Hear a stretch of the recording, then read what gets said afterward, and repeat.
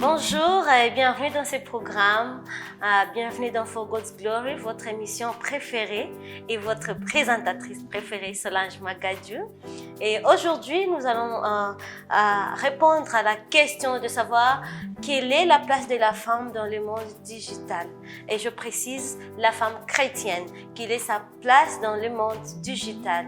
Et aujourd'hui, je suis vraiment honorée, je suis très bénie. C'est pour moi une faveur de recevoir la sœur Octa Kabanga, une servante de Dieu et les diaconesse à l'église Bible and Missionary Center ici à Kampala. Bonjour Madame Octa. Bonjour Madame Solange. Et je suis vraiment honorée de t'avoir reçue aujourd'hui dans cette émission. Tout le plaisir est pour moi. C'est pour moi un privilège. Donc quand je pensais à vous inviter, je pensais que vous seriez peut-être busy, trop occupée. Vous ne viendrez pas, mais quand vous avez accepté l'invitation, j'étais vraiment bénie. Tout le plaisir est pour moi. J'ai été très honorée. Quand j'ai vu votre message, j'ai dit Seigneur, ça c'est une grâce et je suis très honorée d'être là. Oh, merci beaucoup. Et aujourd'hui, nous allons parler de la question donc nous allons parler de la digitalisation. Et nous voulons savoir la place de la femme dans le monde digital inclusif. Ok. Déjà, nous devons savoir que le monde actuel est... Je dirais que le monde actuel évolue, avance que par le digital. Oui. Nous ne devons pas nous cacher la face, nous ne devons pas nous voiler la face pour dire que ça va faire aujourd'hui 30 ans ou plus, je crois, que le monde fonctionne dans le digital.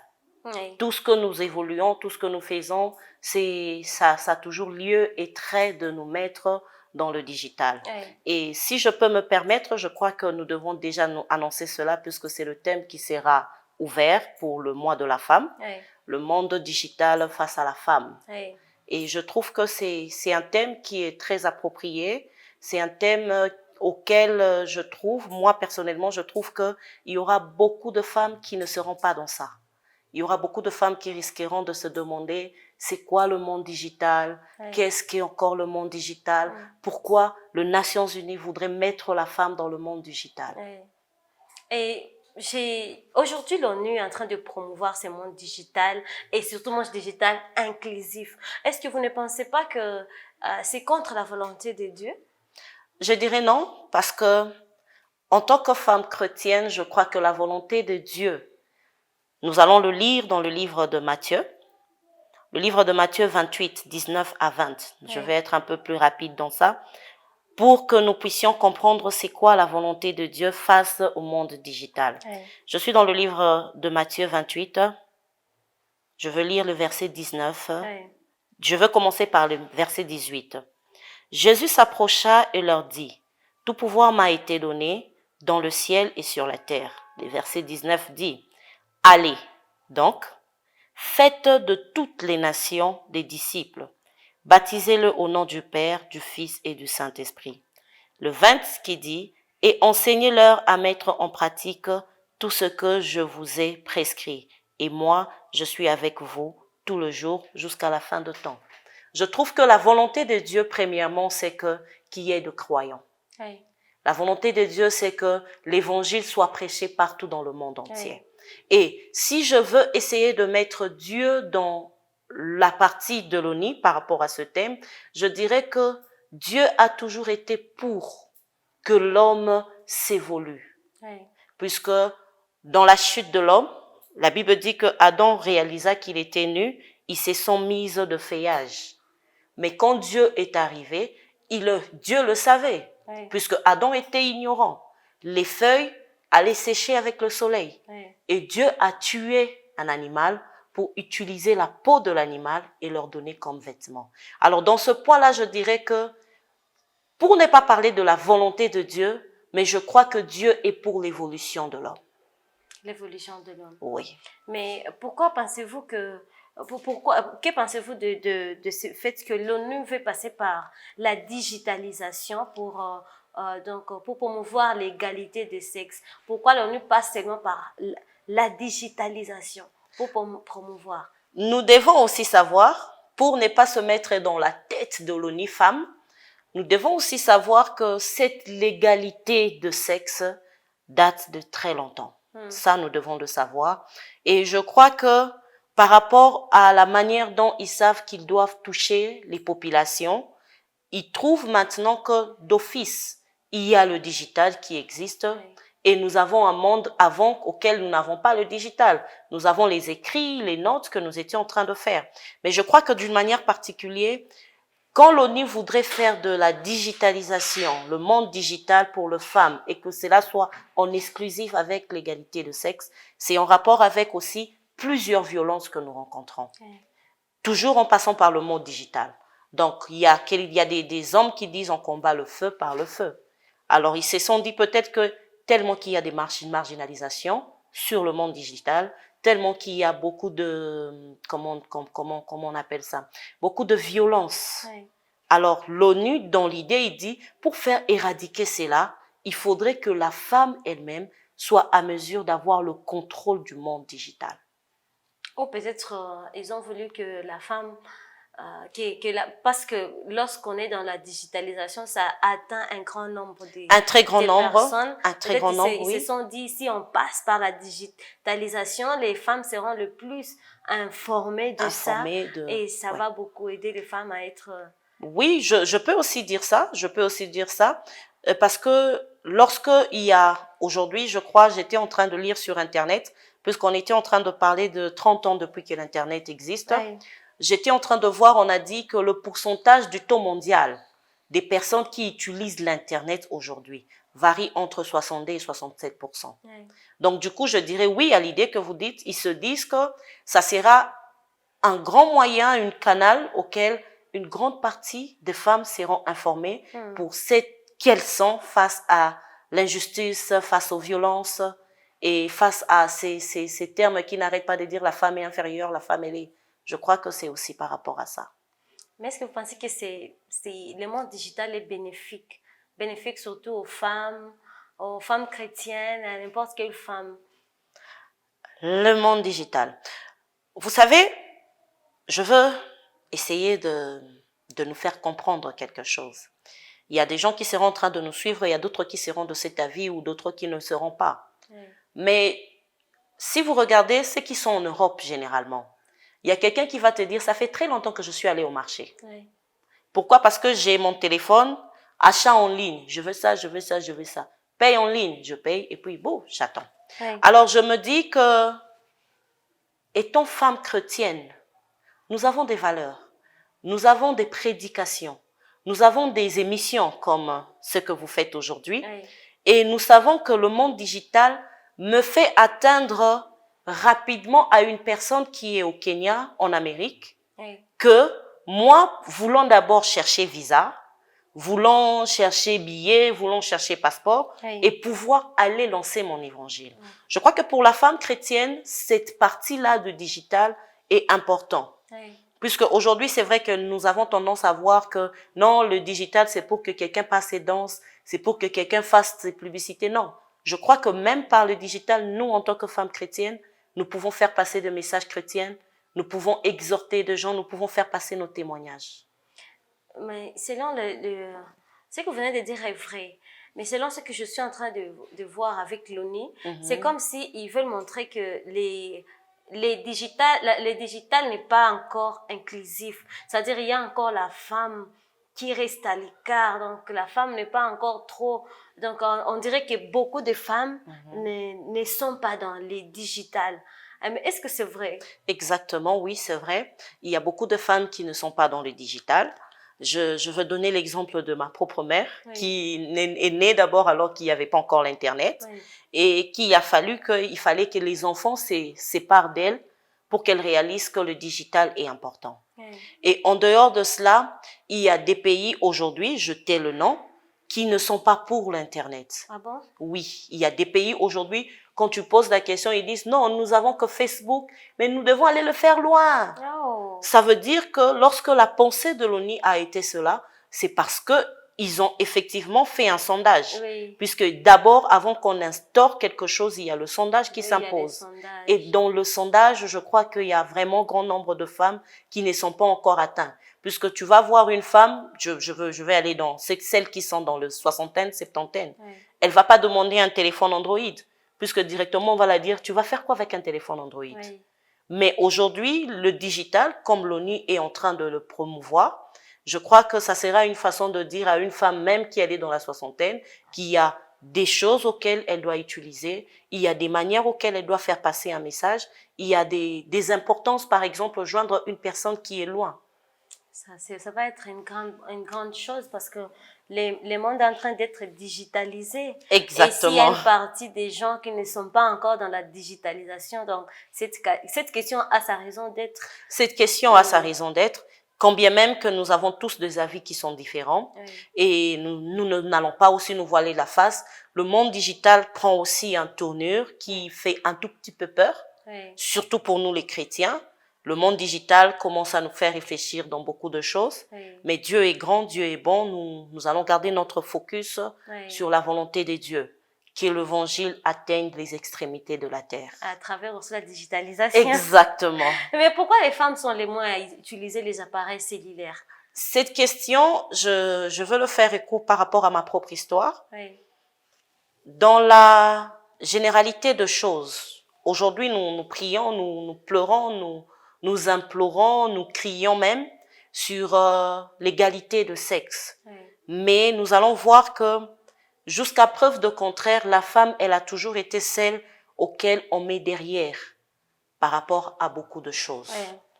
Aujourd'hui, on va voir dans une famille des hommes et de femmes, heureusement que l'UNICEF est venu pallier à ça, un père qui dit j'ai 100 dollars et j'ai 3 enfants, 2 filles et un garçon. Ok, que le garçon aille à l'école, que les filles restent à la maison. Oui. Et il y a eu ces campagnes qui a vraiment touché, que j'ai vraiment aimé, toutes les filles à l'école. Oui. Et je crois que jusqu'à aujourd'hui, si seulement on n'essayait pas de faire une campagne, il devrait aussi y avoir beaucoup de femmes qui ne connaîtront peut-être jamais le monde digital. Alors, je crois qu'au travers de ces campagnes, il faut qu'il y ait quand même de femmes, puisque, vous savez, aujourd'hui, dans le digital, je peux faire des études. Oui. À partir juste de mon téléphone, Oui. j'apprends quelque chose. Oui. Aujourd'hui, il y a des sciences culinaires qui passent des formations et formations. Et une femme au foyer qui n'est pas digitalisée, elle est cette femme auquel aujourd'hui on dit la monotonie. Oui. Elle fait seulement le bougali comme elle connaît, elle fait ça seulement comme elle connaît. Oui. Mais alors que le digital nous informe de Il y a beaucoup des de choses. évolutions. Il y a beaucoup d'évolutions dans ça.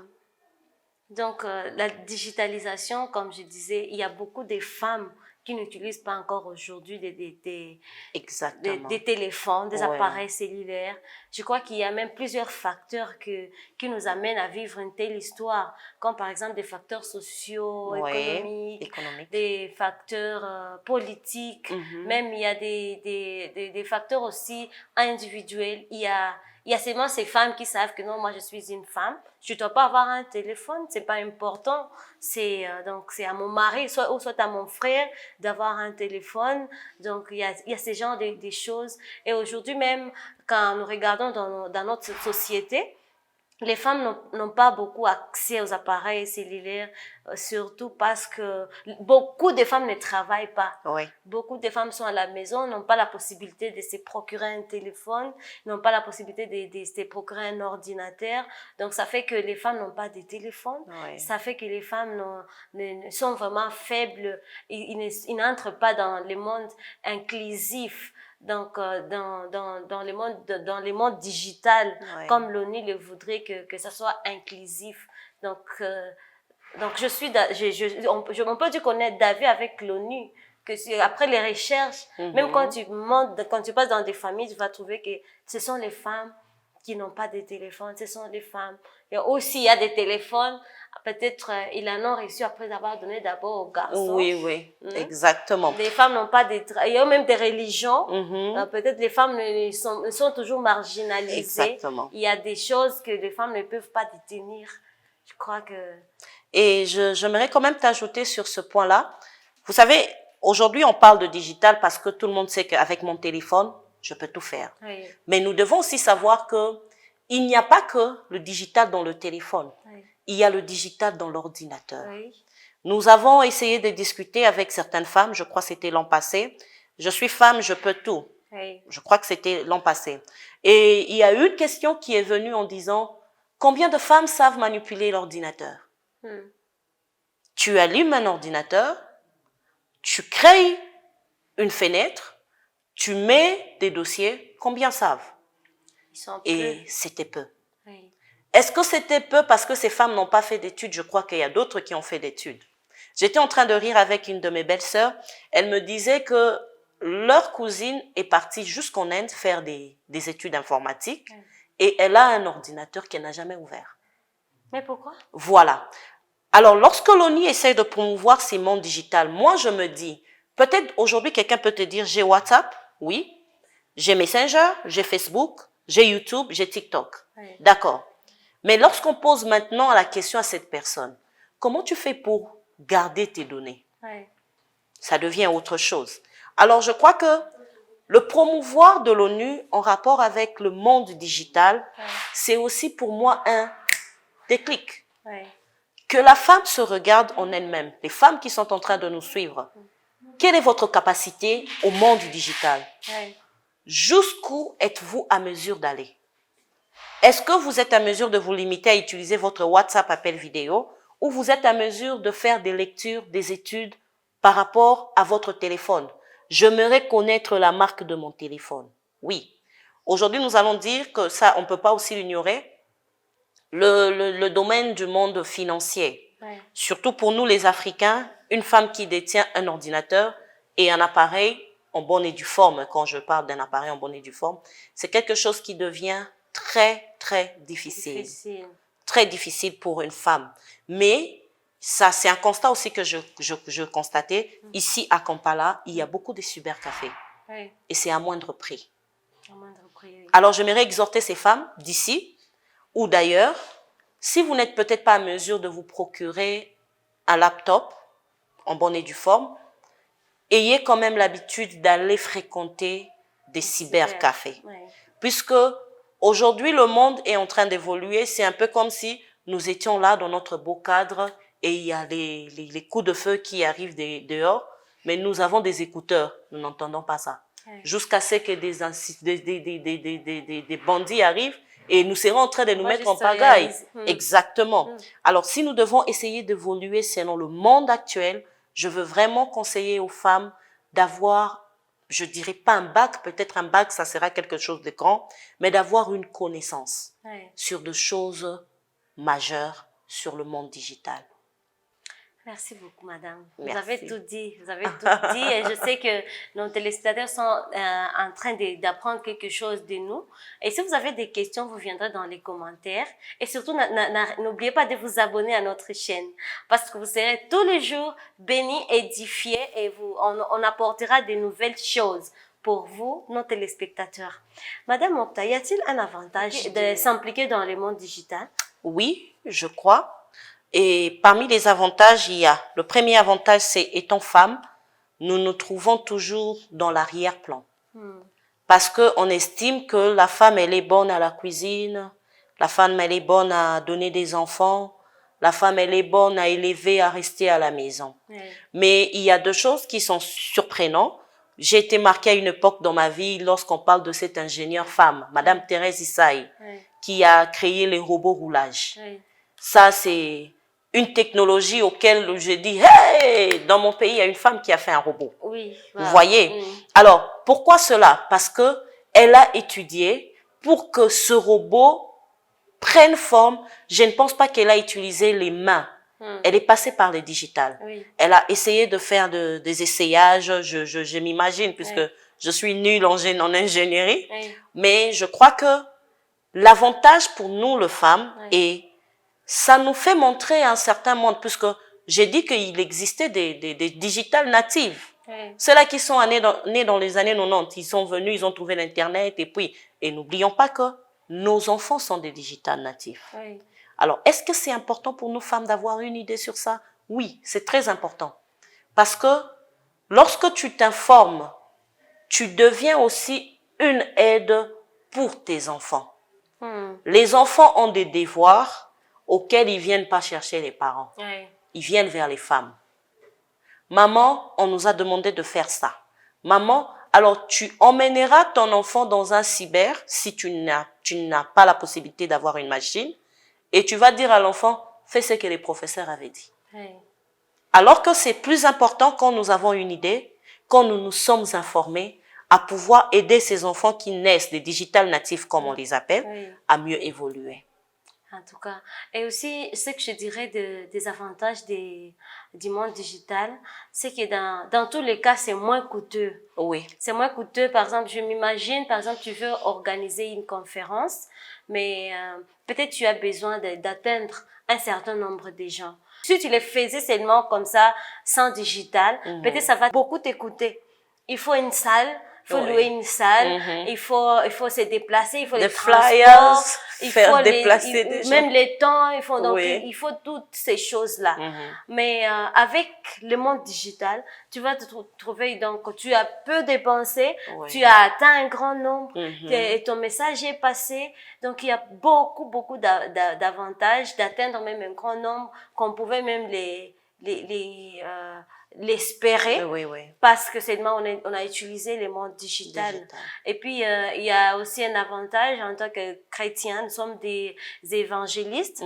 Avec le monde digital, nous pouvons passer des messages aussi, parce que disons, madame, est-ce que vous savez que lorsque le digital a commencé, il y a certains serviteurs qui disaient que c'est du satané. Lorsque Google est en train de prendre son ampleur, il y a des gens qui disent c'est du diable, c'est de l'ennemi, on ne doit pas s'y impliquer. Mais avec le temps, moi, je vois que ça nous aide. Il y a des gens qui ne peuvent pas peut-être aller à l'église, qui n'ont pas ces temps-là, peut-être, bon, ça dépend d'une personne et une autre. Tu n'as pas le temps de te déplacer pour l'église, mais tu étais seulement sur Internet, du coup, tu vois un message, tu vois un verset biblique, et avec les digitales, je crois qu'il y a plusieurs avantages, et aussi une raison d'être des digitales. Je voudrais dire quelque chose aux femmes qui nous suivent. Mais est-ce que vous savez, comme vous avez dit que nous sommes en train d'avoir des enfants, comme vous avez des enfants digital natifs. Ces enfants connaissent comment utiliser les téléphones, tous les appareils cellulaires. Ils savent, et quelquefois même, ils savent beaucoup les utiliser. Mais quand tu es une femme et que tu connais déjà comment y entrer, donc tu es déjà dans le monde digital, tu sauras comment conduire ton enfant, parce que nous sommes des guides. Nous sommes des guides. Si tu ne sais pas que sur Internet, il y a du faux, il y a une perdition là, le diable est en train d'utiliser aussi Internet. Donc, si tu n'es pas informé de ça, tu ne sauras jamais dire à ton enfant, voilà, il faut faire attention à ça. Il ne faut pas entrer dans de tels sites, dans de telles choses. Tu peux te perdre. Donc, tu ne sauras pas comment informer tes enfants si toi-même, tu n'es pas informé. Et donc, c'est un grand avantage pour les femmes chrétiennes.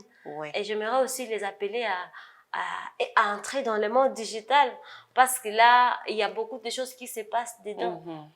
Si tu n'es pas dans le monde digital et que ton enfant est digitalisé déjà, il y a beaucoup, tu penseras que tu as cet enfant, alors qu'elle est déjà même mature. Elle est déjà mature plus que toi. Il y a beaucoup de choses, comme vous avez dit, que les choses sont en train d'être perfectionnées. Toi, tu connaissais comment préparer les bougali, mais ta fille là connaît déjà comment les faire. Et un jour, elle peut te surprendre. Et il y a cette culture que nous avons. Lorsque tu veux marier ta fille, il y a peut-être un temps avec elle pour la préparer au mariage et tout ça. Toi, tu vas penser qu'il y a des choses que tu es en train de lui dire. Elle est déjà informée sur Internet, que faire avant de se marier, comment s'habiller avant de se marier. Toutes les questions te donnent de réponses sur Internet. J'ai aimé ce que vous avez dit en disant par rapport aux enfants. J'ai 2 fils de 7 ans. Un jour, ils ont l'habitude de regarder la tablette. Alors nous avons l'habitude de projeter nos images YouTube sur la télé et de regarder. Et bon, quand on le fait, généralement, on sait que nos 2 garçons ne sont pas là. Alors, à ma grande surprise, un jour, il y a Estevan qui me dit Mami Love, j'ai dit oui, mais pour nous Simba. Et puis, il y a Khan qui vient annoncer oui, mais pour nous Simba à la télé. Je le regarde, je dis pourquoi je veux mettre à la télé? Vous aussi, vous regardez à la télé, mais aussi pour nous à la télé. Mais comme ça, ça passe à la télé. Oui. Alors là, j'étais en train de regarder, j'ai dit, ça c'est le digital, Nassi. Oui. Ils savent déjà qu'avec cette télé, nous pouvons prendre ce qu'on regarde dans les téléphones et mettre ça dans la télé. C'est quelque chose que j'ai aimé, j'aime mes enfants puisqu'ils sont très intelligents et j'ai vraiment aimé ça. Oui. Et puis j'ai dit, ok, d'accord, vous allez regarder. Vous avez touché un point très nécessaire par rapport à nous, le chrétien, et ce qui a été dit. Oui. Vous savez, je reviens encore dans le livre de Matthieu. Oui. Le livre de Matthieu dit, allez faites de toutes les nations jusqu'aux extrémités de la terre. Dieu a toujours été au contrôle de toutes choses.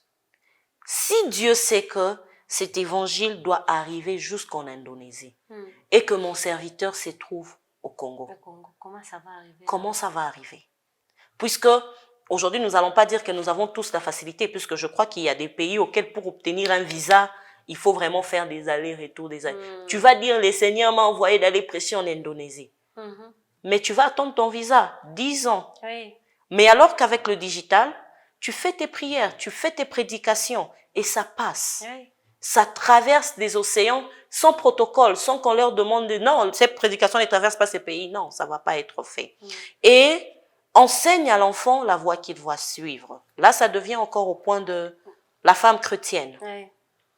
La Bible nous dit que mon peuple périt par manque de connaissances. Nous n'allons pas toujours être là pour dire le digital, le digital, le digital. Non. Oui. Aujourd'hui, il y a des choses qui se passent dans le digital qui détruisent la vie des gens. L'homosexualité, les pornos, les dessins animés pour enfants qui font des choses bizarres. Alors, c'est là que nous allons dire, que faire en tant que chrétien, dans notre position chrétienne? Parents, veillons toujours aux choses que nous laissons nos enfants visualiser. Oui. Veillons toujours sur ça. Nous parlons de monde digital. Je ne suis pas dans ça et je ne voudrais pas ouvrir un débat dans ça, mais il y a des sectes qui enregistrent des gens par le digital. Oui. Alors, comment est-ce que nous, chrétiens, nous devrons pallier à ça? Comment est-ce que nous devrons marcher dans ça? Puisque nous sommes comme des personnes dont le monde évolue et nous aussi, nous devons évoluer. Mais n'oublions pas notre nature chrétienne. Où est notre nature chrétienne face à cela? Qu'est-ce que nous, chrétiens, nous faisons face à ça? Parce qu'aujourd'hui, même si tous les chrétiens du monde se réunissaient, on ne va pas faire taire le monde digital. Jamais. Mais qu'est-ce que nous devons faire? Nous devons maximiser la voie chrétienne dans ce monde digital.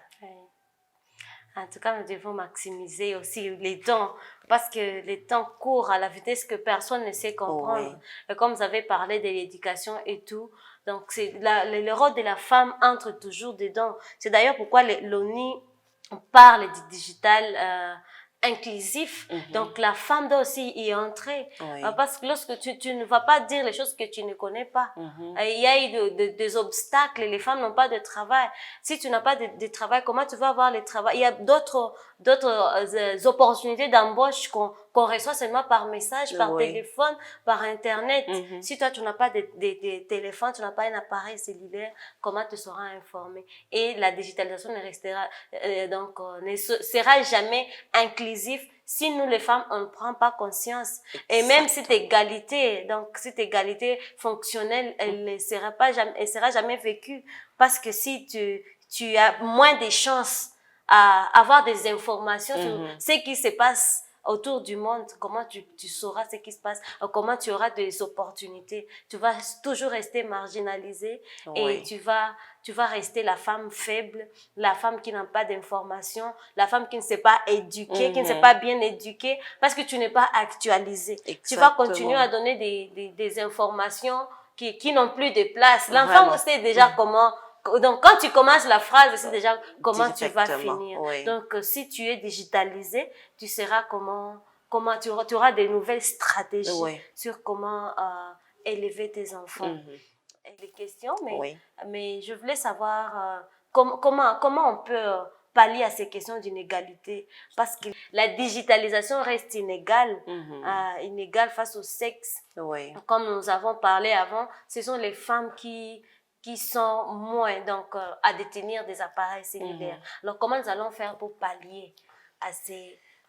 Je crois ces que défis? la grande partie de choses, c'est que chacun devienne responsable. Oui. Nous devons veiller les unes sur les autres, surtout sur ce qui est l'égalité de sexe. Il y a un certain moment, j'ai regardé, je crois que ça doit être sur TikTok, une femme dont l'homme a donné des fleurs pour se marier. Oui. Aujourd'hui, il y a tout le monde qui font ce système de on nous tue et nous nous taisons. Oui. Cela s'est fait même dans l'égalité des sexes. Oui. Dans l'égalité des sexes, il y a des femmes que tu vois sourire, mais à l'intérieur, elle est morte. Oui. Alors, pour pallier à ça, je me dis, d'abord en tant que femme chrétienne, puisque je parle en tant que femme chrétienne, je crois qu'il est grand temps que nous, les femmes, puissions conscientiser les unes après les autres. Oui. Parce que la femme, d'un autre côté, quand une femme, elle est vraiment marginalisée, on se base sur le point de, elle n'a pas l'éducation, Oui. elle n'est pas formée. Alors, pour pallier à ça, je veux essayer d'encourager les femmes. Essayons de nous soutenir. Oui. Essayons de nous informer. Oui. Puisqu'aujourd'hui, il existe WhatsApp. Mhm. Je peux lire quelque chose sur WhatsApp et j'envoie à tout le monde. Oui. Et une personne qui veut être informée, il dira d'où ça vient ceci. Puisqu'il y a des personnes auxquelles on donne l'information. Est-ce que tu sais qu'il y a eu tremblement de terre en Turquie? Et la personne te dit, quand? Depuis quand? Quel jour? Puisque Quelle cette année? personne n'est Non, pas pas informée. encore quand. Elle va te demander quelle année. Quelle année? Cette personne n'est pas informée, cette personne ne sait pas utiliser son téléphone. Et vous verrez même aujourd'hui, je suis pas contre cela, mais il y a beaucoup de parents qui refusent que leurs enfants utilisent WhatsApp. Pourquoi? Parce que quand vous regardez dans WhatsApp, il était dans une fête, il a fait ceci, il n'y a pas des passages bibliques qui passent, il n'y a pas des informations qui passent. Oui. Et je crois que pour vraiment pallier dans cette situation, il faut que nous, femmes, devenons responsables de nous-mêmes. Oui.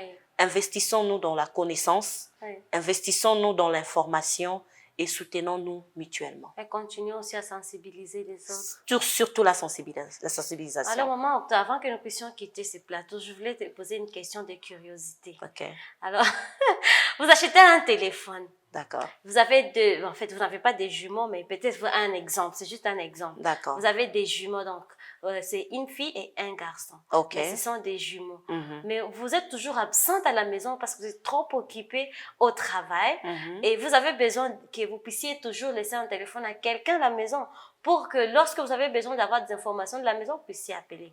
Mais c'est un téléphone. Ok. Vous n'avez pas la possibilité d'acheter deux téléphones. D'accord. Ces enfants sont jumeaux, même âge. Donc, à qui donnerez-vous ce téléphone? Je salue mes jumeaux, Estevan et Akan. J'ai 2 enfants et j'étais en train de vous dire qu'ils utilisent une tablette. Oui. Parmi le travail de la femme apprend aux enfants d'être ensemble, de fonctionner ensemble. Oui. Si ce sont des enfants, je leur dis le téléphone, c'est pour la maison. Oui. Quand j'appelle à la maison, je voudrais que quelqu'un prenne le téléphone. Oui. Donc, ça ne veut pas dire que je dise, non, je veux donner à la fille ou je veux donner au garçon. Oui. Je ne ferai pas ça. Oui. Parce que si je mets ce téléphone à la maison, je sais que l'un comme l'autre, ça sera, moi, je veux sortir. Tu vas rester à la maison? Oui, alors je laisse le téléphone quand maman va appeler. Mais s'il faut qu'ils sortent avec les téléphones, qui va Je partir ne avec permettrai les téléphones? pas mettre ça dans leur tête. Mais est-ce que c'est un problème de donner Oui. au garçon ou à une fille? Lorsque vous avez des enfants, il faut apprendre à les élever égal. Ok. Vous voyez? Donc, il faut commencer déjà à garder cette égalité dès le Cette début. égalité, ça doit commencer dès les débuts. Cette confidentialité, cet esprit d'équipe. Oui. Manger ensemble. Oui. Ou j'ai 2 biscuits, je donne à mon frère. Oui. C'est déjà là en bas, il faut les apprendre. Et il faut pas commencer à dire que non, moi je suis un garçon, c'est moi qui dois avoir le téléphone. Si vous commencez ça, le garçon ne va jamais respecter la fille. Les parents qui ont fait ça avec les seconds garçons à l'égard de leur fille aînée, aujourd'hui peuvent témoigner que les garçons ne respectent pas la fille. Mais quand tu dis c'est ta sœur aînée, Oui. elle est une fille, mais c'est ta sœur aînée, tu lui dois du respect. Ok, merci beaucoup pour votre réponse très sage. Merci. Je ne savais pas que vous alliez vous en sortir. Non, je vous ai dit au départ que j'avais 2 enfants à la maison Oui. et eux, on les appelle des jumeaux parce qu'ils savent. Oui. Ils savent que lorsque c'est une chose qui arrive, vous devrez travailler en esprit d'équipe. Oui. Si c'est, puisque nous avons un seul puzzle. Et les puzzles, si vous voulez jouer les puzzles, c'est pas, moi je veux jouer au puzzle. Non, mettez-les là. Partagez vos idées Oui. et construisez votre puzzle ensemble. Oui. Alors, Maman Octa, c'était vraiment un plaisir de vous avoir reçu aujourd'hui dans For God's Glory. Merci Merci beaucoup et j'espère que ça ne sera pas la dernière fois. espérant. Et tout ce que nous avons fait ici, nous l'avons fait For God's glory. pour la gloire de Dieu. Bye bye.